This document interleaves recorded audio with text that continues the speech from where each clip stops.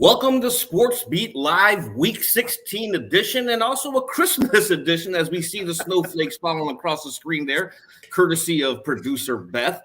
The Chiefs prepare to host the Pittsburgh Steelers at Arrowhead Stadium. I am joined by my colleagues, Vahe Gregorian, taking a sip of coffee up there. How you doing, Vahe? It's a little Christmas coffee, Herbie. Christmas coffee. I don't see Sam McDowell joins us as well. Where's your coffee, Sam? Wait a minute, you don't drink coffee. I've got the Gatorade here, Herbie. You've got the Gatorade. I've got the water. Hey, gentlemen, lots to unpack here as the Steelers prepare to take on, as the Chiefs prepare to take on the Steelers. But we start with the storyline of the week, COVID-19.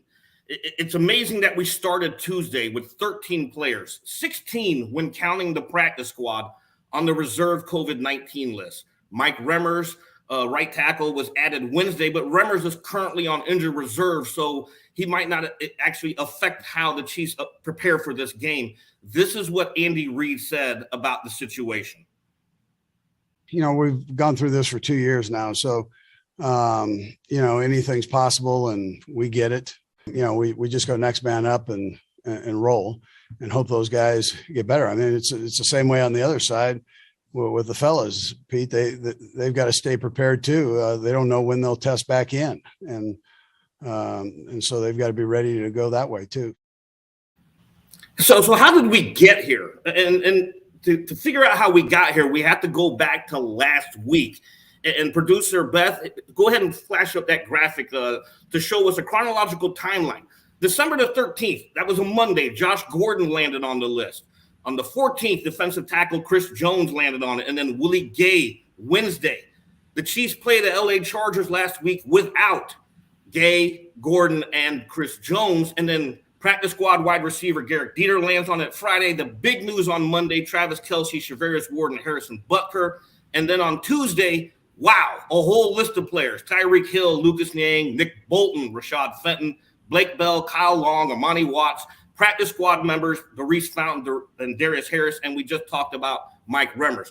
Gordon and Gay cleared the protocol. They were back on the practice field on Wednesday. But Sam, obviously a lot of things are going on here. The NFL and the NFLPA had to adjust some of the protocols, which are different from the summer. So walk us through what are the adjusted protocols and how can the Chiefs get some of these players back for Sunday? Well, I mean, technically, the testing is different.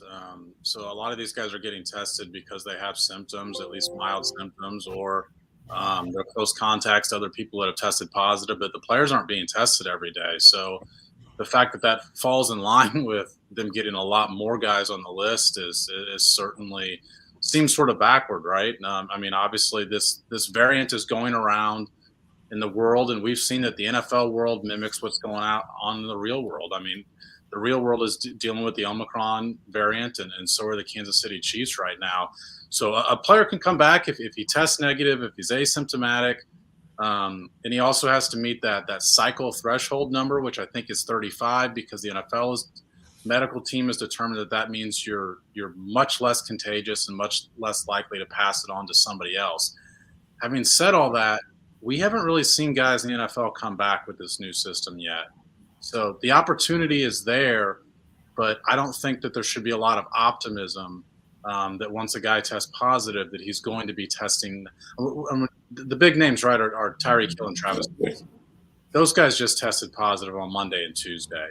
So I think it's a long shot to expect that those guys are going to be testing negative by Saturday and passing those other thresholds.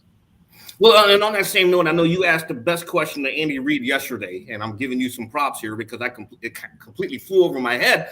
The NFL showed last week that they were willing to budge a little from the summer where they said they were not going to move games. You asked Andy Reid, has he heard discussions? What did Andy say? He said he hasn't been part of any discussions about moving this game.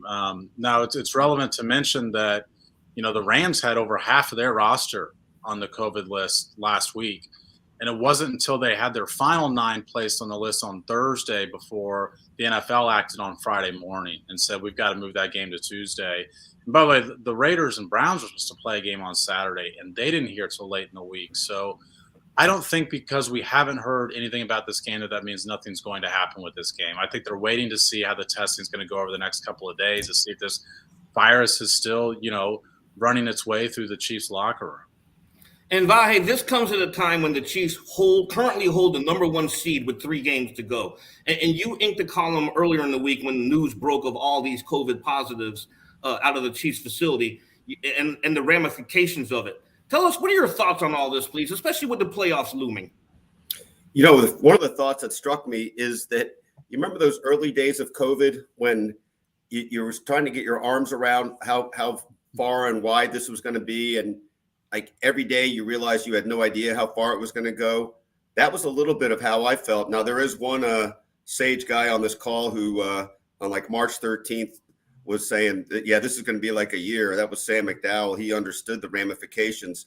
And of course he was underselling it. But I think that's what hit me, was that we don't have any idea how this is going to continue to spread, literally, and at what point it ebbs. And I think that's the real trick here. Anything we think about what's coming is completely subject to change hour to hour.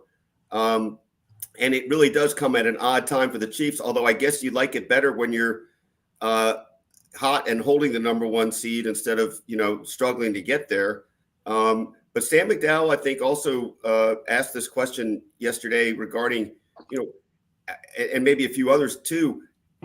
Okay, this week is problematic, and we don't know what might be done to accommodate that this week. But is this going to be around for weeks and weeks? And we kind of can joke about this, but when Patrick Mahomes said yesterday that he doesn't think people should be in a bubble, I'm like, I don't know about anybody else, but Patrick Mahomes better be in a bubble. I hope he's bubble wrapped and in a hazmat suit and, not going, making every pass 10 yards away and having the football washed off after each one. Yeah, I think I'm sorry to cut in here, Herbie, but to me, the storyline is, does this affect the postseason?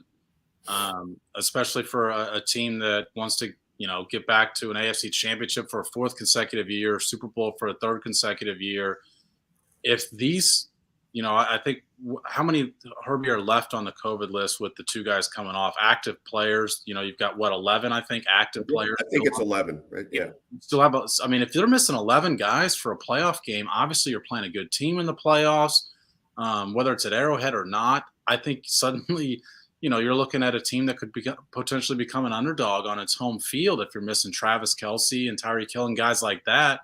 And I'm just using those guys as an example. Those guys should be back plenty in time before the playoffs. But, Patrick Mahomes is a great example. If a guy like Patrick Mahomes catches this in the postseason, and he said it, it's a reminder what the Chiefs are going through, that everybody is susceptible to getting this, vaccinated or not. And it is reminiscent of last year in that way before we had the vaccines. But last year, these guys were basically quarantining. They weren't making it, any of their charity appearances. They weren't going out, and which was what prompted me to ask Patrick Mahomes that. And he did say, we don't want anybody to live in a bubble.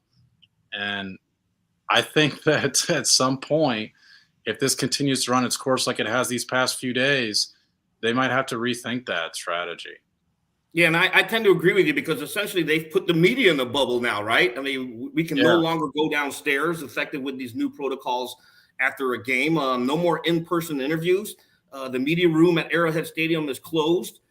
They're only allowing, 15 people out at practice, but yesterday there was only 3 of us, 4 of us. So the bubble is sort of happening with the media. They're trying to keep us away from the players. But Sam, you mentioned Tyreek Hill and Travis Kelce. So, gentlemen, let's look at the roster here. If none of these guys are ready to go, let's start off with the wide receiver position.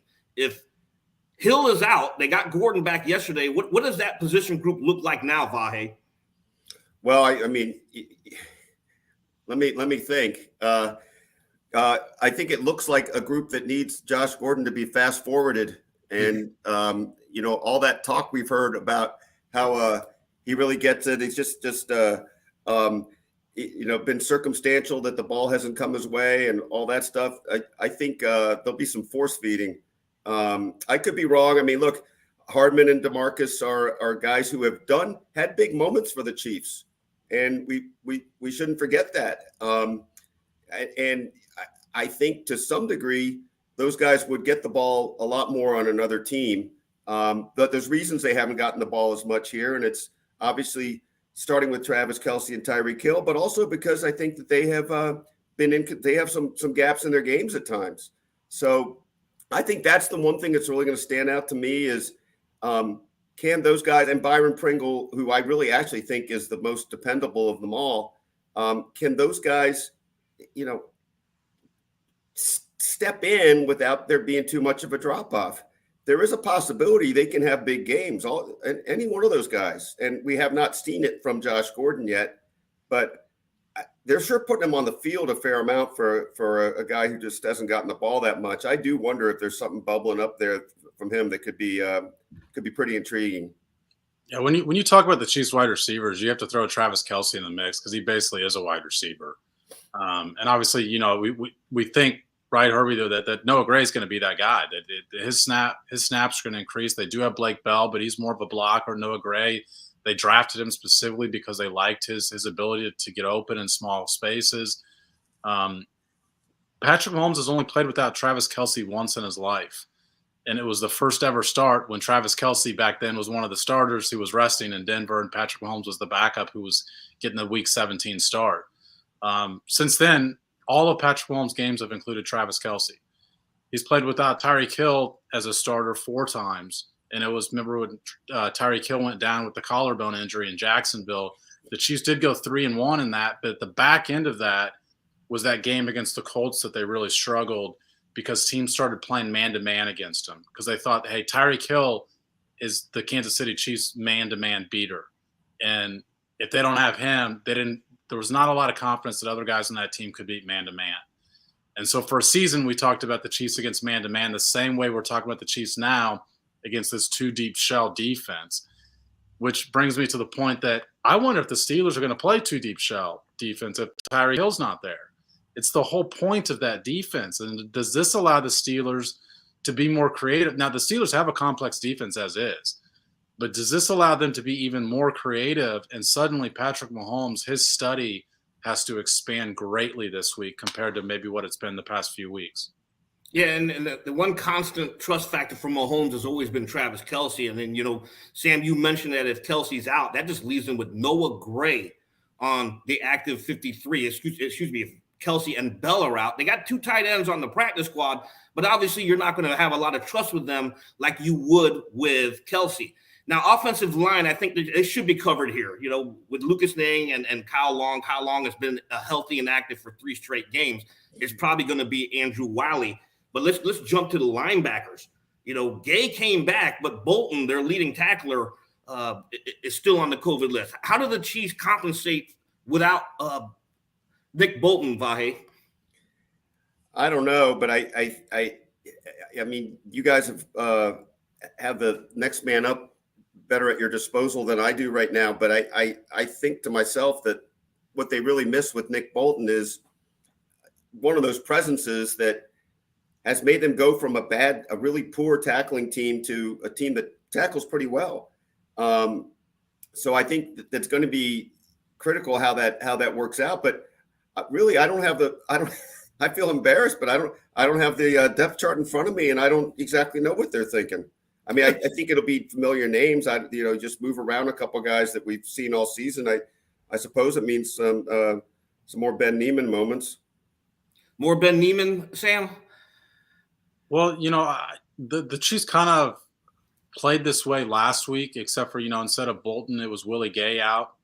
So I think they do have a blueprint for that. Now, Willie Gay and Nick Bolton have different strengths. But I think they're at a point to where they're going to have to play some guys in some packages that they're not accustomed to playing those packages. Now, they of course, get reps in practice doing that. They watch film. They're supposed to be taught or just supposed to be thinking because they're taught to, hey, you might have to play this spot. But I think more than anything, we've seen that linebacker group rotate its snaps this year, I think more than any other personnel grouping. And that's probably what's going to be changing is I just think they're going to, Hitchens is going to have to play a higher percentage of snaps. Willie Gay's going to have to play a higher percentage of snaps. yeah, Ben Neiman's probably going to be in some base packages, which he has not been in base defense this year. Yeah, that's a phenomenal point. Of course, you have Dorian O'Daniel, but he's mostly a special teams guy. And let's not forget Darius Harris, who they elevated last week from the practice squad, is also on the reserve COVID list. We forgot defensive line. Chris Jones, I think his absence last week was clearly evident by the Chargers' ability to gash the Chiefs' defense up the middle, with the running game. They totaled 190-plus yards rushing. If Jones doesn't play, what's the plan B here, Sam?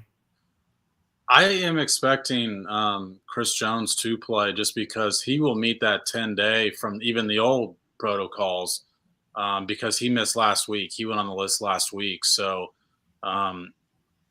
we had that graphic up earlier, Herbie. Remind me of the exact date that he went on. Was it the 14th that they added Chris Jones? And correct, Tuesday the 14th. This game's going to be on the 26th. So I wouldn't be surprised, Herbie, you're going out to practice today if suddenly you see 95 out there, and maybe if not today, tomorrow. But you're absolutely right that they missed him terribly last week. I mean, he's a guy that pressures the quarterback more consistently than any interior lineman not named Aaron Donald.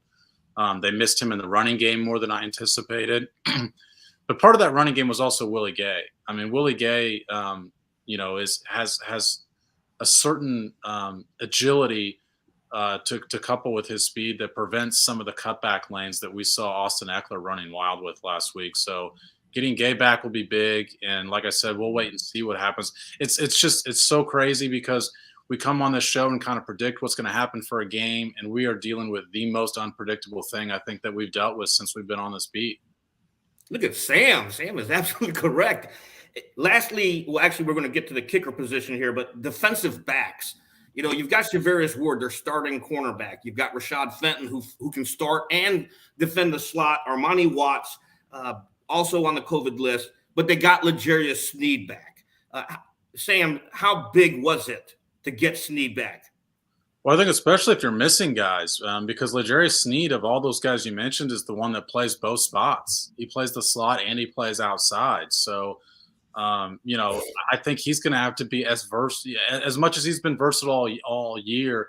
That's what they're going to depend on most, I think, because, if you have, we mentioned earlier that technically some of these guys could be back. We don't know. Maybe they test negative. Maybe they meet that CT threshold and suddenly we're talking about Ward or Fenton coming back, in which case L'Jarius Sneed can slide roles a little bit. Otherwise, we could be seeing a Tyrann Mathieu play a little bit more slot corner, and it's Dan Sorensen and Juan Thornhill in the back.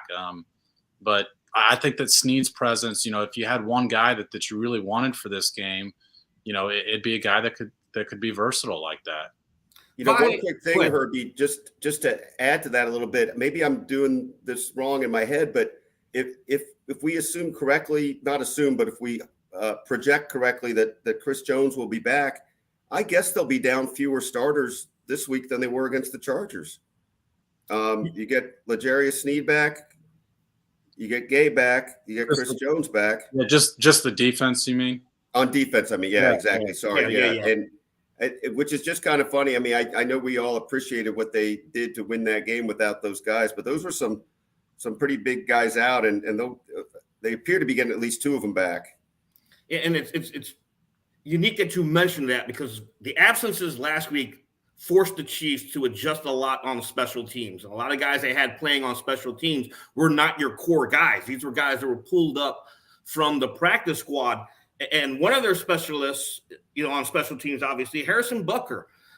Sam, what do you think? Do you think Harrison Butker will be able to play this game, or are they actually going to go with Elliott Fry?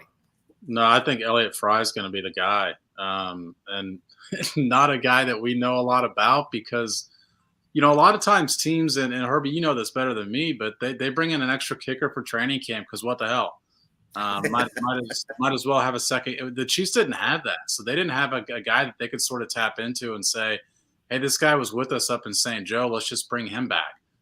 Instead, it's a guy who's been with this team for a week or 9-10 days, whatever it is, and who knows? I mean, he could potentially be lining up for a pretty big kick on Sunday. You reminded me, Sam, I think this could end up becoming known as either the Josh Gordon game or the Elliott Fry game for a variety of reasons. Yeah. It wouldn't be bad. It would give us it would give us something different to write about, knowing we'd never need to use it again this year. All in. Patrick Mahomes, though, at least said Wednesday that Elliott Fry looked good. So I don't know how much he was paying attention to the special teams, but yeah, according to Mahomes, he looked good. We'll get Dave Tobe later on today on Thursday, so we'll get a better idea of what he's thinking. I think if anything, also Butker has a huge leg, and I think you're going to lose that the most with Elliott Fry because, as you two gentlemen noted, it's a complete unknown. We don't know his distance, but at least with Butker, we know that he's good from 50 plus. So this is going to be interesting how the Chiefs adjust on special teams. Guys, we got to talk about the game at least. We mentioned everyone who might be out and who might be potential replacements. But the Steelers at 7-6-1, they're still fighting for a playoff spot. Lots to fight for. But do we see them actually beating the Chiefs, even if they are missing a whole bunch of players? Sam, why don't you take that? Well, I actually don't think the Steelers are all that great of a team. When you look at their numbers, when you watch them play, it's surprising to me that they're 7-6-1, and that's a credit to their coach, Mike Tomlin, who's never finished below 500. And with this team and this quarterback, I mean, they don't even have a successful running game this year. Their defense, which gets a lot of credit, I think, is in the 20s when it comes to yards allowed and points allowed. Now, TJ Watt is going to be a handful, especially if it's Andrew Wiley. And Herbie noted yesterday in one of your stories, I mean, Andrew Wiley's on the injury report. I think we anticipate him playing because Andrew Wiley's going to have to play if Mike Remmers and Lucas Niang, Mike Remmers, like you mentioned, has been on IR and then Niang on the COVID list. I mean, those guys are out. Like Andrew Wiley's going to have to find a way to play. So I think TJ Watt could be a handful for him. And the defense becomes much easier when you're not dealing with Travis Kelce and Tyreek Hill. But I still think that this team has so many weaknesses on offense that they're not going to have a big successful day offensively against the way the Chiefs defense has been playing. So I still think the Chiefs win, but yeah, I mean, not nearly as confident as, I think the Vegas line had it up in the double digits at one point early in the week. So I don't think it's going to be that kind of game anymore because I just don't think that the Chiefs offense without their top two playmakers outside of Patrick Mahomes, I don't think they're nearly as potent as what they would be. Herbie, that's exactly what I would have said. Every word of it. Okay, let's go ahead and dive into this before we wrap it up here. An X factor, and I want a score prediction. Go ahead, Vahe. All right. Chiefs 27-17. And your X factor? Just that Patrick Mahomes still plays. No Tyrann Mathieu pick six? Oh, no, we'll get that to you. I don't know. Go ahead, Sam. I'm going to say that, L'Jarius Sneed makes a play. I do think that the key to this game is Ben Roethlisberger gets rid of the football quicker than anybody else in the league. And so their secondary is going to have a big day because, their pass rush, which has been key to their success, is not going to be able to get to him as quickly as they've gotten. And the blitzes aren't going to be as great, as greatly successful because he gets rid of the ball so quickly. So I think their secondary is going to have a big day, and I think L'Jarius Sneed will. So I think the Chiefs win, but I do think it's going to be lower scoring. I think about a 20-13 game probably. And I tend to agree. I also think this is going to be a low-scoring game if the Chiefs are playing this game without a full deck on offense. And my X factor, and Sam, you nailed it. If Andrew Wiley has to have a big game when you know that TJ Watt, who lines up predominantly over the right tackle, is staring down at Patrick Mahomes. So that's the X factor to me, Andrew Wiley. And I think the score is probably going to be something like 21-14, 20-13, like Sam mentions there, because if they don't have a full deck, I just don't see how the Chiefs are just going to be able to put up so many points without Tyreek Hill and Travis Kelce. Gentlemen, that's Herbie, it for now. Oh, go ahead. Sorry. Look, just let me chime in, by the way, with that well thought out 27 I predicted. I'm going to leave it to the listener to interpret whether that includes a missed extra point or two Elliott Fry field goals. Elliott Fry from 36, 37 yards. Hey, guys, that's it for now. Thank you for joining me, and then tune in after the game for another Sports Beat live from Arrowhead Stadium. Merry Christmas to everyone. Happy holidays. Until then, for Vahe, Sam, producer Beth, I'm Herbie Teope with the Kansas City Star. See you Sunday evening.